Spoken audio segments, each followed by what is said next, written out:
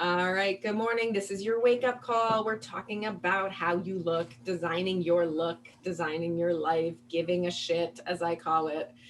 Hey, William. Morning. How are you? Good morning, people. It's 6 a.m. for William. Everybody send him some hearts, please. He got up. When did you get up to do this? I got up at 5 o'clock, 5 a.m. So I'm actually a morning person, so this is great. It's just it's dark behind me, so It's maybe the not the sun. best. It's not the best light behind you, I but know. I help people curate their space, and I'm like, could we get the sun yeah, up? sun helps. Sometimes you just need to manage the weather, as we Exactly. know here at the Handel Group. All right, so folks are loading in. William, we always start out with a vibe check. Well, not always, but we try to start out with a vibe check scale of 1 to 10. Now you know about coaching, right? We can Yes. we can talk frankly about Handel Group coaching with you. So does your coach ever do a scale of 1 to 10? How the heck are you? Like a vibe check? We've never done a vibe check. I do the Handel method, but we've never done a vibe check. Well, but you had to rate your areas of life, so you're familiar with Yes, the scale of 1 to 10. that's exactly right. I'd Fabulous. say I'm Okay, an 8. I'd say I'm an 8 today. awesome. And it can Yeah. change throughout the day, right? It can go up, it can go down. We Yeah. know it is not a fixed thing. It is something that can absolutely fluctuate. So good morning, everybody. Go ahead and put your vibe check in the comments. I would say I'm around I think I'm an 8.3. I've had 2 nights of good sleep in a row, man. I made it. I made it to this Friday. I've had a lot of really fun activities in the last few days, and a lot of fun activities coming up today. I'm very excited to be talking to you. I've been thinking about this for a long time. She wants to know what my lip color is. That's hilarious. It's like a combination of it's Yeah. no color. Yeah. It's a like a nude natural. We kind of went with your natural undertones. We Just did. We did. And I just have to say, folks, if it was easy, like if I could just give you this in a handout, I would have. It's not like I can just tell you what lip color, what hair, like it's so much more complicated than that. And that's what we're gonna get into. Okay, my mom's here now. My mom's here and my aunt's here. Okay. Hi, William, Mom. say hi. And many of our regular wake uppers are here as well. All right, so William's an 8. I see a lot of 7s and 8s coming in. I see a lot of new people joining. Vanessa's here. Yay! Remember Vanessa from Titty Fuck Tuesday? If you guys didn't see Taboo Tuesday. It was all about sex. We discussed something called Titty Fuck Tuesday. That might offend you. It's okay. You don't have to listen. But if it interests you, it is in IGTV on Handel Group's page on Tuesday. You can go back and listen to what you missed. I'm really looking forward to having Vanessa on. More Taboo Tuesdays. Fanula's asking undertones, William. So explain. Feel free to explain in the comments or out loud. What are undertones, I think, is what she's asking. Oh, what are undertones? I mean, is now a good time to tell her that? Why don't you dog ear it? Well, dog ear it for Q&A, because I did promise them they could ask you questions about fashion style, like all that kind of stuff. But we should probably do our formal conversation first. Yeah, all right, sure. Fanula, don't go until you get your question answered. Okay. Hi, Albert and Sabrina. Good morning, people. Katrina's here. Jen is here. Carla's here. John is here. We got all people all over, all ages, all over the world. Hi, Emma. Good morning, people. Okay, so we're going to dive in. So if you did not get the memo, today's wake-up call is Friday Fun Day. We are having fun talking about how you look, your presentation, what you present to the world. And William Graper is my latest, greatest stylist. He is my latest great. I was really thinking about this morning.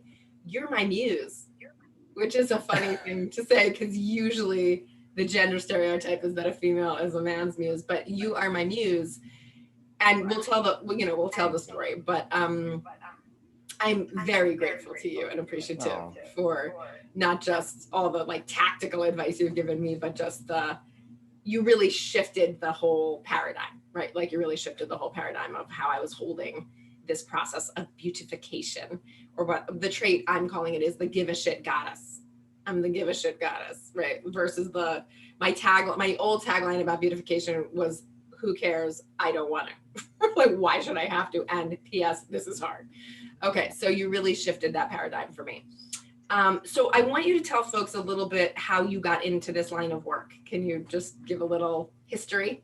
Yeah, so my background is in New York, so shout out to the East Coast. I'm on the West Coast today. That's why it's dark here. But I lived in New York for 13 years. I went to FIT, studied fashion, and went from there to W Magazine, International Vogue, Harper's Bazaar, and I really worked my way up the ladder of that publishing world in New York before moving here. And when I moved here, I really longed for this connection with people that fashion on a photo shoot set does not provide you. You know, you just don't get that immediate feedback. You're kind of dressing up a doll. And I just wanted like that connection with real There's people. no time for crying. There's no time for crying. And if you're crying, we don't care. But if you're crying, I care. So I get to do something about that with you, which is fun. She didn't cry, by the way, guys. I cried really. Maybe not directly with you. I definitely got choked up a few times too. But so when I got here, I basically, just felt like I needed something additional, so that I ended up in women's closets, like CEOs and telling me these things. And in the end, they'd say, you're really more my therapist than my stylist. And I was like, I really wish I could actually do something about that, like in an ethical, real way. So I went back to school to get my master's in clinical psychology from Pepperdine. And here we are. And now I'm kind of bridging that world between how we feel and how we look, because they're so intertwined, as you know.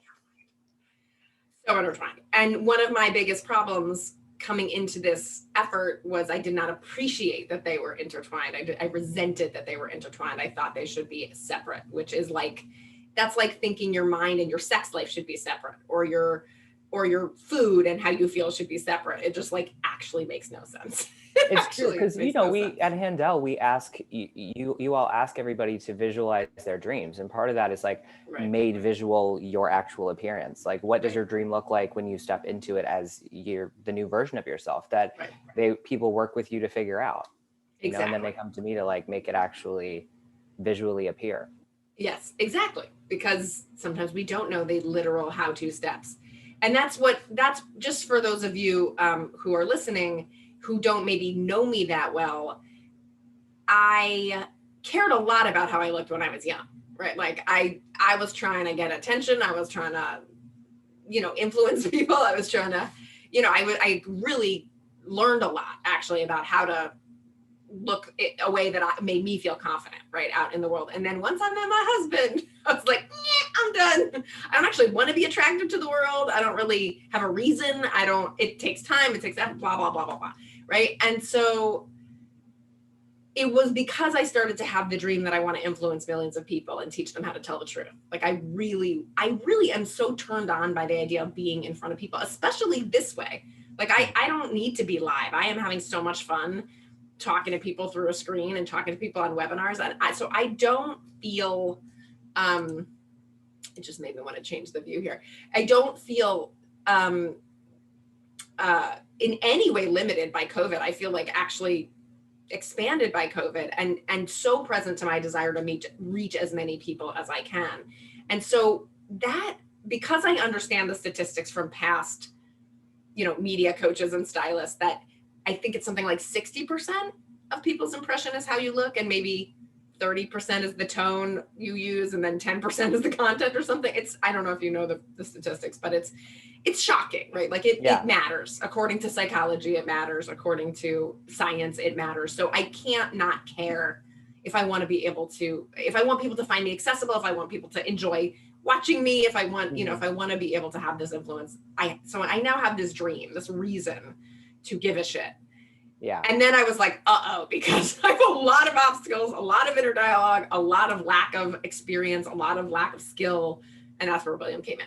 Now, can I say something about that real fast? Of course, I don't want to interrupt your train of thought, but I just want to say, I would argue that you definitely still cared in the not caring. And I think we tell ourselves we don't care because it becomes kind of like, well, I got my partner, or, it's just too obnoxious to care or too much work. And I would argue that we still very much care, but we call it I don't really care. And it's well, saying that the world needs us to look a certain way because most of communication is visual and nonverbal is true, but also puts us in a place of vulnerability to say I have to do all these things for all these other people. When the truth is you're really only doing it for you, and then getting in touch with that part of you that really actually does care, but like kind of pretends we don't. That's very interesting that you bring that up for two reasons. One, because I don't care is one of, it's like literally our top excuse in the top 8 excuses. So it's a really good point. Like, no, Laura, you do care. And I think that's one of the things that you did that pierced me, is because I was so externally focused. I was so focused on what's the right way to look? How do I satisfy my higher ups? How do I not get my higher ups complaining? Because what I would do is I would get on a kick and I would care and someone would help me. And then about 2 weeks later, I would just, devolve back into like, can I just, like, I'm tired. Can I just get away with this? And so when you pointed out to me that I really do, that I could care for myself, Right. and make it a matter of personal integrity and make it a matter of self-love, like it's adornment, it's beautification, it's art, it's fun, it's play. It's like, it's not the drudgery I was making it. That was a real turning point for me.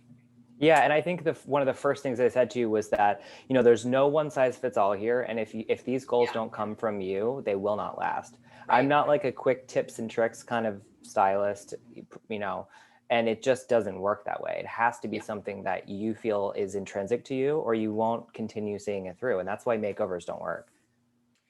It's true. And I think that's actually a good summary of why past styling didn't stick and why I would always let it devolve, is because I was wearing things that weren't comfortable. I was wearing things that I didn't like how they looked. I was doing hairstyles that I didn't particularly like. So it wasn't coming from inside of me. It wasn't coming from and you really like insisted on the first day to like light the pilot light. Yeah. I was like, no, I'm going to go warm my hands on someone else's fire. And you were like, nope, we got to light the pilot light. It's in there. I know it is. And that was really, I think that I hadn't really distinguished that was probably the key to getting through to me. Okay. So, but the thing that like sold me on you, I think this was after our first session, but I read this thing you wrote about your baggage reimagined. And I just thought that was so clever, because it was so obvious to me how much baggage I had. Now, I assume you would know that, right? Or like assume it going, maybe you thought because I'm a Handel Group coach, I would be more evolved or I think more you're right. mature about it. No, I think that as a coach, it's very hard. I am a coach as well. So it's very hard to be put in a position of having to be coachable as a coach. So I think, you and I are doing this and it's going out into the world. And so it's really hard to then have that come back at us and say, like, how do we now become coachable? And we all have an Achilles heel. And for some people, it's food and how they look related to food. And for some people, it's my dream profession. We write out these dreams. I do the Handel method as well. And we are just pretending that we don't care about these things that we do care about. And it leaves us in a place of being totally powerless. And so the idea that styling and how we look is superficial, I think is very short-sighted, because we are dreaming up our dreams in exact detail for the work that we're doing in Inner You. So like, why wouldn't we include how we look and then how that makes us feel? Yeah, I can't argue. I can't argue. And it's universal. Like everyone's looking at everyone else, unless you literally can't see. Right? One of my favorite things is like, we all compare how we feel to how everyone around us looks. And that's what we do on social media all day. And you're going to compare how you think you should be in your life based on what you think other people look like and what their life might be like based on how they look. Wild. What's the impact of that? Well, compare and despair is just one of the worst things we can do on social media, I think. And so I had somebody once ask me, I was at a coffee shop and I was with a friend, and this lady walked in all these like this extravagant outfit. And my friend said, I just wish I could dress like her. Like, she just has so much confidence. And I looked at my friend, I was like, you don't know what she has. She may not have confidence. She might be totally unwell and like just found all that stuff on the floor and wants to dress like a kook. Like, we have no idea why she's dressed like that. But what I hear from you is that you're really interested in getting confident. You're really interested in seeming outspoken and getting in touch with those parts of yourself that live out loud. And so whoever you're attracted to, whatever style icon you're attracted to, whatever qualities that person has is what you're seeking. So you can work with a coach to like become more confident or become more sexy. Right. The qualities, right? And Yes. then what's so important too is because we are so visual. We want to go like, okay, well, that's what that then looks like. Right. Versus like, I got to figure out what that looks like for me. So I think, you know me well enough now, William, that I'm like all about comfort. I'm all about casual. I'm all about just feeling like luxuriously good in my clothes. But like the things I'm actually attracted to visually are not necessarily the right colors for me, the right shapes for me, the right stuff. Like, so that's where it was so helpful to bring what I bring in terms of how I want to feel and what I want to exude to what you bring, which is like, okay, tactically, here's how you can do that. Right. Like literally you can't wear that kind of shirt. I'm sorry, you have big boobs. Like it's just a fact. You can't. And that was like, oh, like, let me stop suffering and wondering why every time I try on that color or that style, I'm not happy and blaming myself. No, there's just like actual principles to it here too that have saved me and are saving me a lot of struggle and negative inner dialogue. It's true. So thank you for that. Yeah, okay. So just so you guys know, William almost fired me before he even met me because well, it's true. Because I had such a bad attitude, right? Like, and it was oozing. And the main thing that he picked up on was I was like, well, whatever everybody else wants, like we're just trying to please these people, right? Like, just help me get past. And he was like, yeah, I don't think you understand what I do. Basically, I assume that was your real problem, was that I was like so externally focused and refusing to admit that I cared about it personally, and just prickly and annoyed. Well, you can tell when someone cares because the email that I got from you when we signed up was like very like, I gotta get on top of this. And so like when, where, what, how. And so it was like, we're gonna just take a beat, and then we're gonna come into the session and we're gonna learn a little bit about you.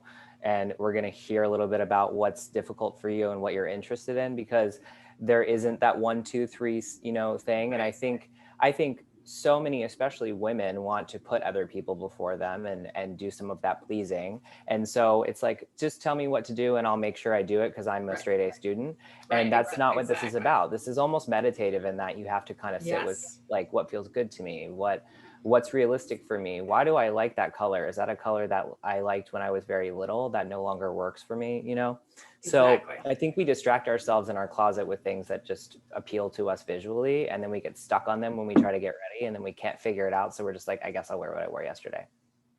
But you became coachable. I snapped out of it. I really did, because, well, first of all, I was threatened with consequences.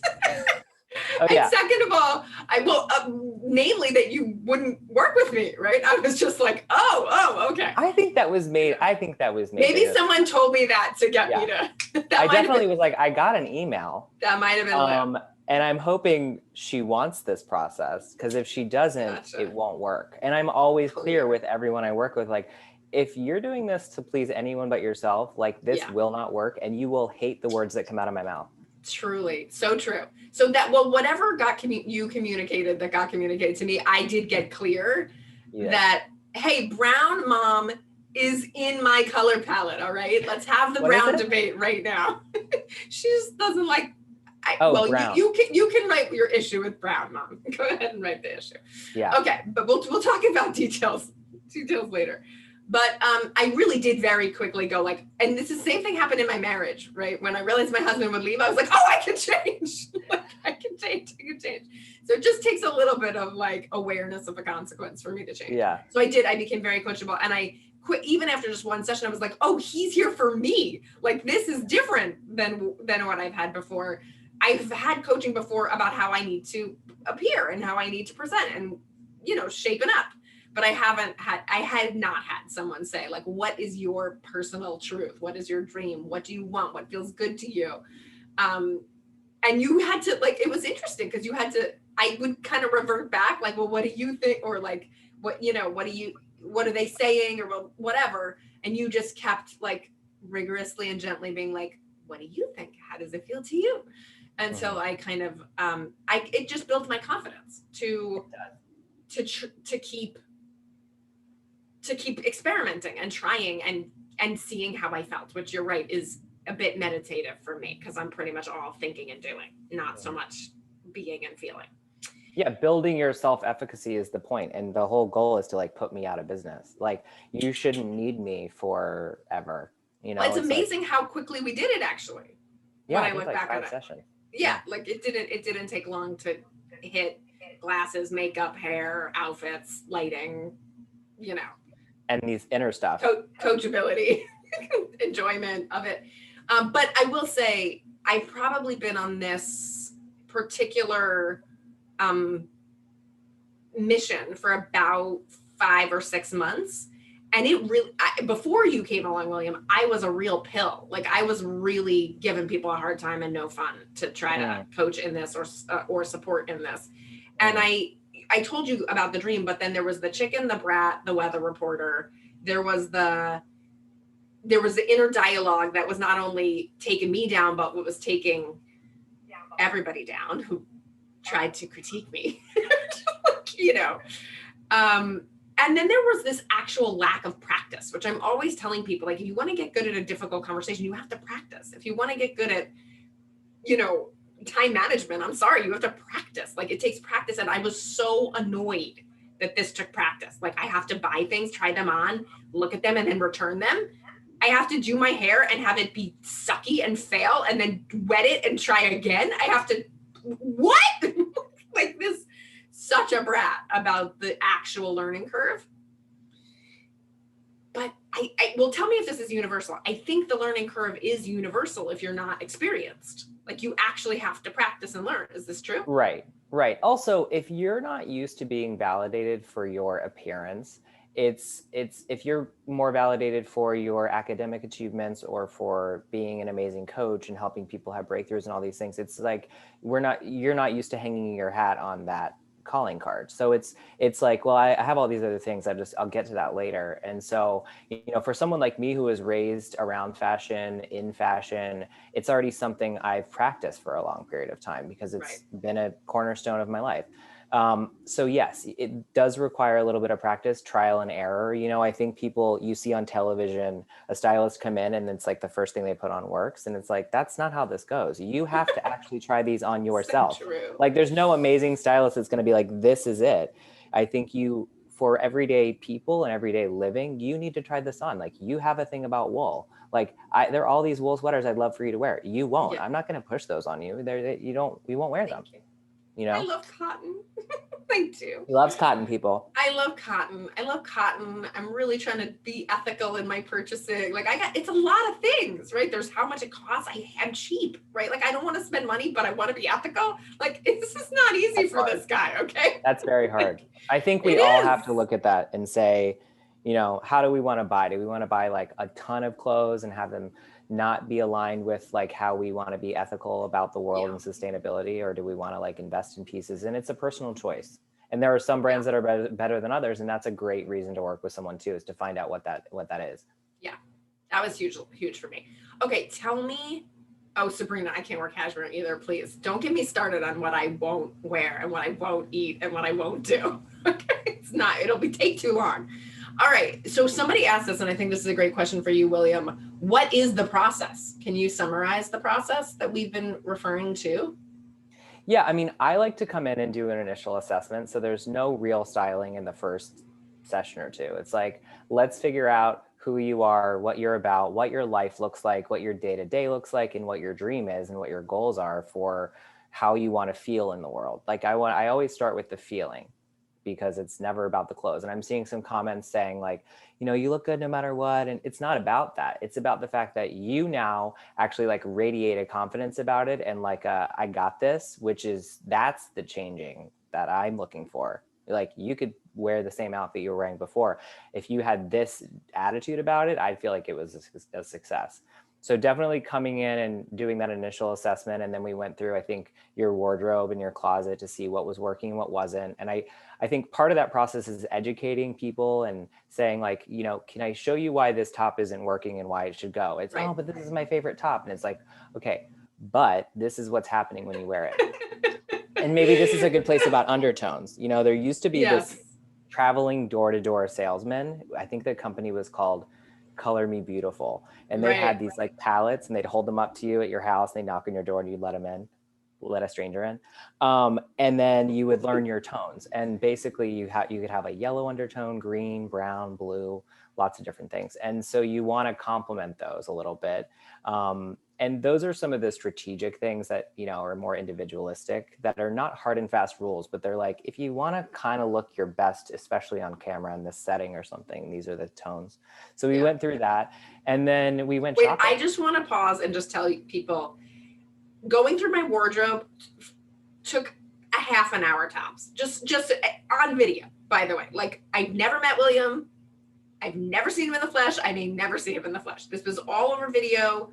I think 5 hours over video, right? And I did some preparation, right? Like, I got rid of things that I knew didn't work already. Like, I did some preparation. I put 20 or 30 things out on my bed, like tops, you know, because this is what I do.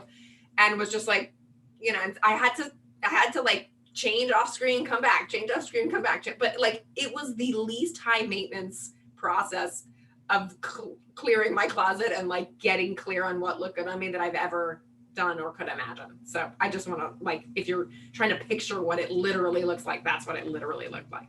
Okay. And I will note quickly that if it does vary, because you're so used to being coachable and being in a position. Right. It could take longer. I mean, yeah. Some people come in and the jar was loosened. Yes. Yeah. Some people need a little bit more hand holding up front.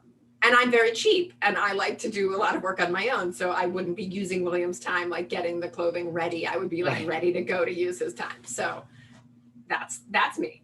Totally. Yes, that's me. Okay. What else about the process? So then we went shopping. That's what you were up to. Yeah. Then we went shopping, which was all virtual right now because we're not out in the world, as everybody knows. And, you know, you're in a particularly sort of special position in that you're on camera every morning. So we needed a variety. We needed kind of a lot, and we needed something you'd be comfortable in. So the shopping process was a lot of trial and error of making baskets. I'd ask you to make baskets. He made me baskets. That was the best, guys. He would make me, like, he would show me choices. You showed me like 150 choices and it was like, oh, you know, very helpful. Yeah, I kind of created you an initial mood board, an initial kind of like, this is what's available right now.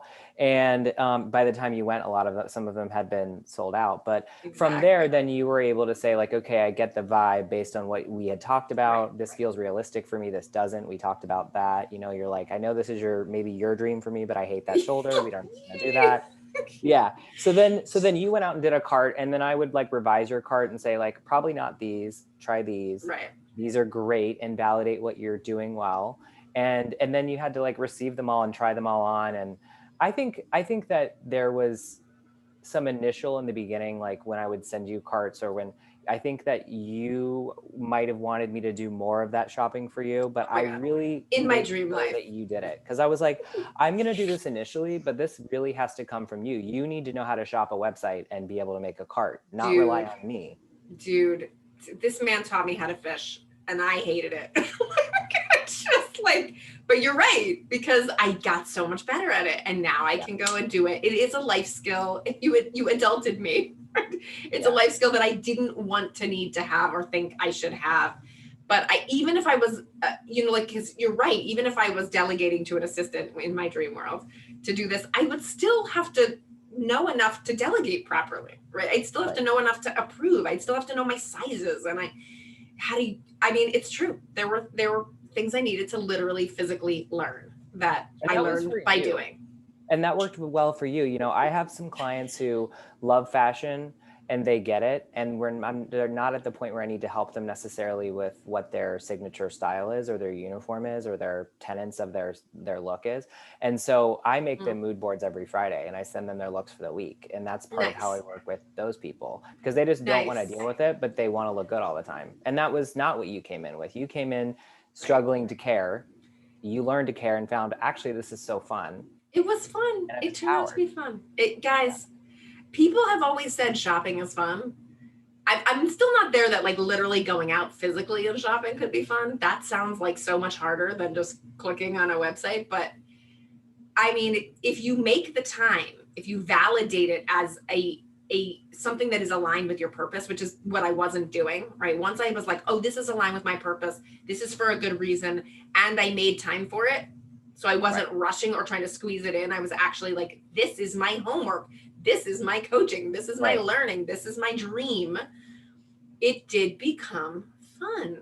Yeah. And I wasn't like, when I just opened 2 new packages of 3 shirts each, of which this is one. And I wasn't like, I wasn't freaking out about what if it doesn't work, or or how do I know if it works, or what if I have to return it, or any of it. Right. Like I really just like stress relief, just amazing. It's stress relief. I don't even care what tops you got. I just care that you're not stressed anymore. Like, dude, that's the work, and that's the fun, and that's the transformation. That's why I wanted to do this live, because we coach across all areas, and what we're looking for is dream to reality, right? Like going from one state to a new state. And this is an example where I changed states. Like I went from brat, tantrum, unhappy, scared, annoyed, resistant, to fun in an area, right? And to your point, how I feel, which is why we want to put how you feel in the dream, right? How I feel is the most important thing. Everything else is kind of a symptom of how I feel, which is relaxed and confident and having fun and enjoying it. And I really do. Like I have a whole routine now. I put my little mirror up. I do my makeup in the sunlight. I usually talk to someone or listen to an Instagram live while I'm doing it. I don't stress out anymore about the blow drying. I figured out, we've hacked so many things so that the stress is gone.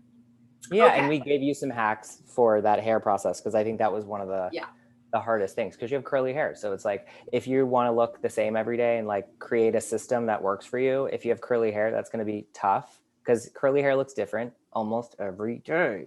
See, he knows these things. I just think there's something wrong with me, right? It's just like, it's totally facts, because Instagram is showing you a world in which like people don't have neck creases, and like people don't have like bad hair days. It's not real. It's So William will give you the reality check.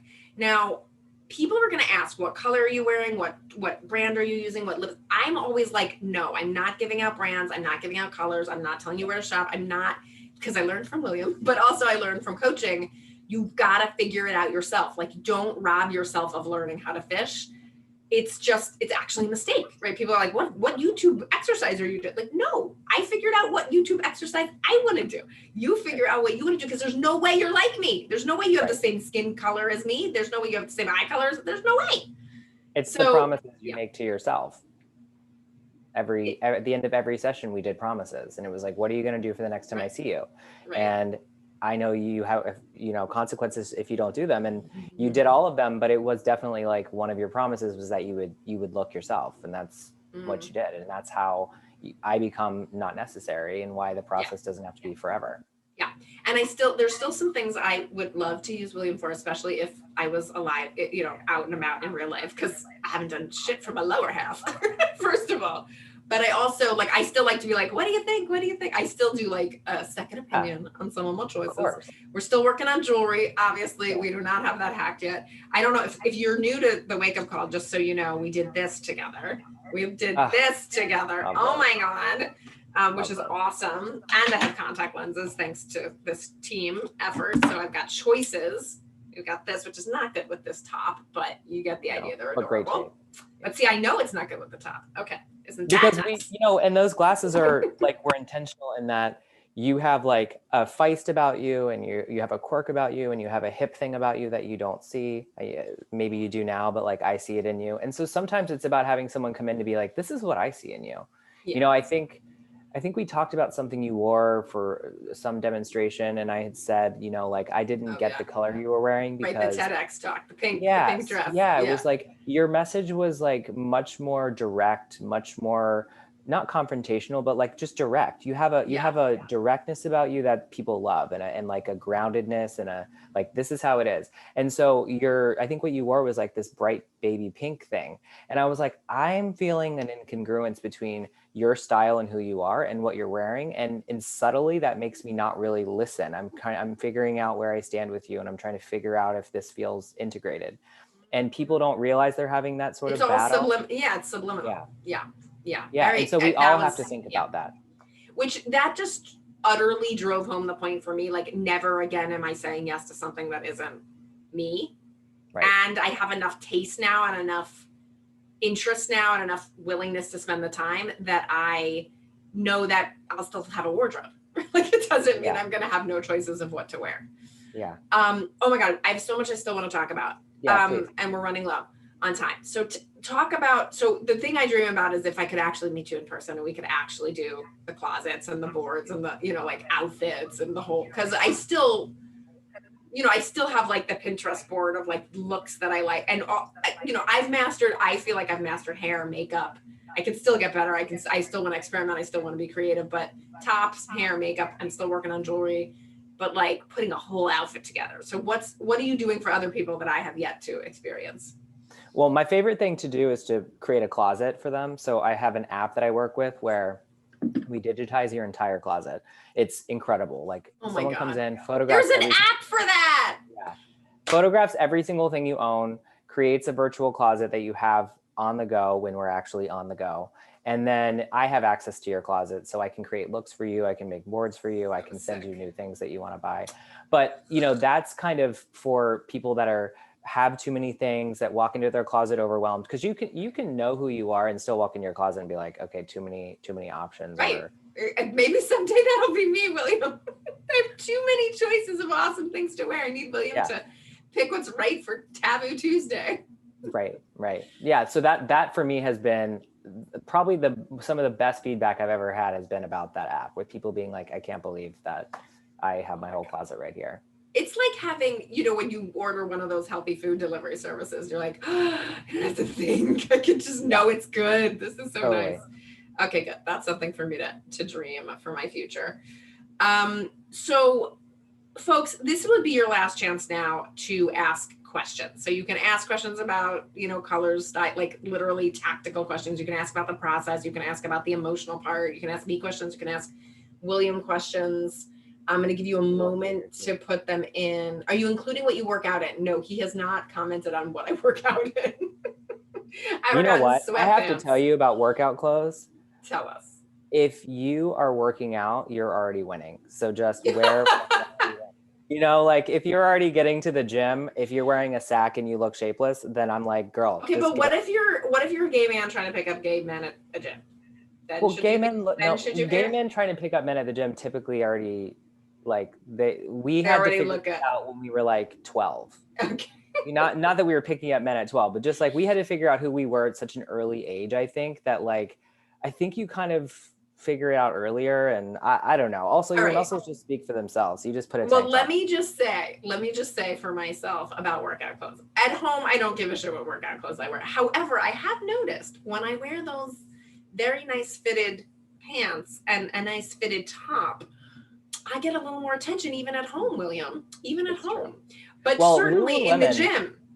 Lululemon, I'm not like a big name dropper, but Lululemon, I stand behind 100% because they have like these very subtle lines that are cut into different tops that like, for me, like make my chest look better than it is. So I'm all for me that. Too.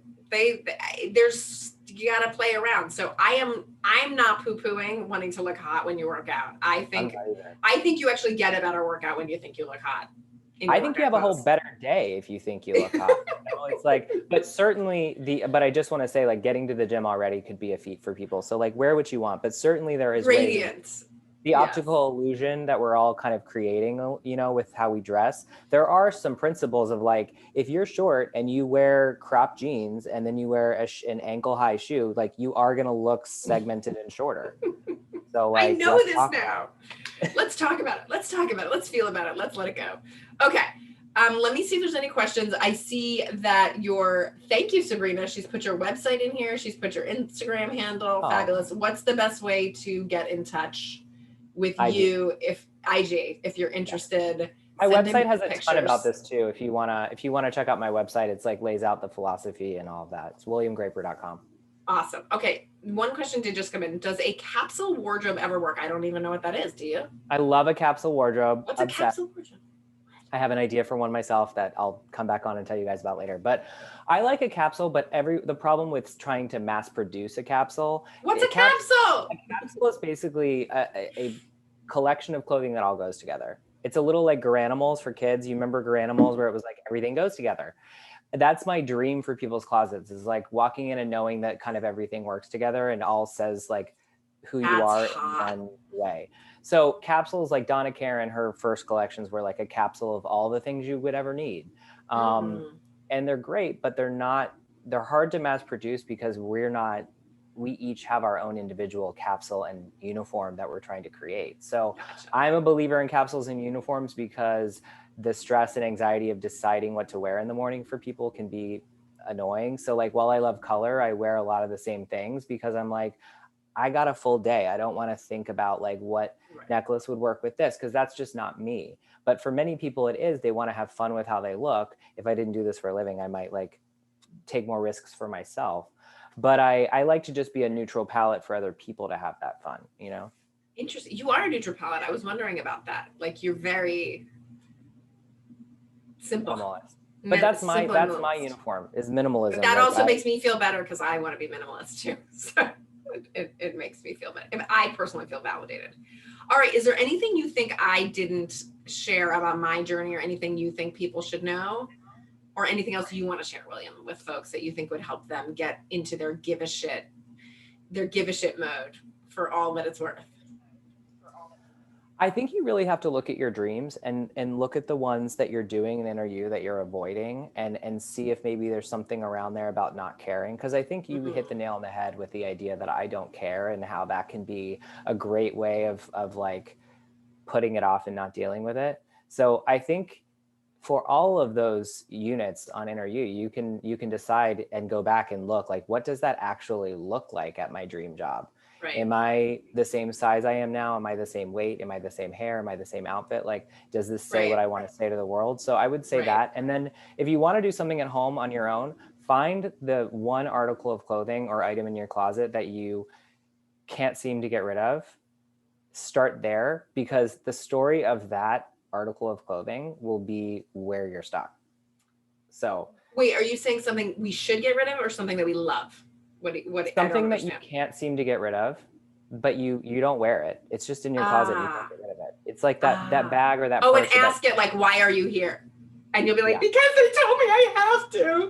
Because I have to. Right? And you'll because probably it reminds you of a version of yourself. You remember a time you wore it, and you're trying to get back to that version of yourself. See, there's so much there. It's so deep. Yeah. Your baggage reimagined, folks. Your baggage reimagined. This is the style, presentation, beauty, how you look component of the Handel method, right? If you want to consider relationship to self has to do with how you look, how you feel in your body, how you feel in your look, how you present yourself to the world. It is part of it. It's part of it. And William is our stamp of approval, Handel trained, Handel aware stylist who can help you. So if that is appropriate for you, get to him on Instagram. It's William_Graper, right? Correct. William_Graper. So easy. Thank you for the acknowledgements, everyone.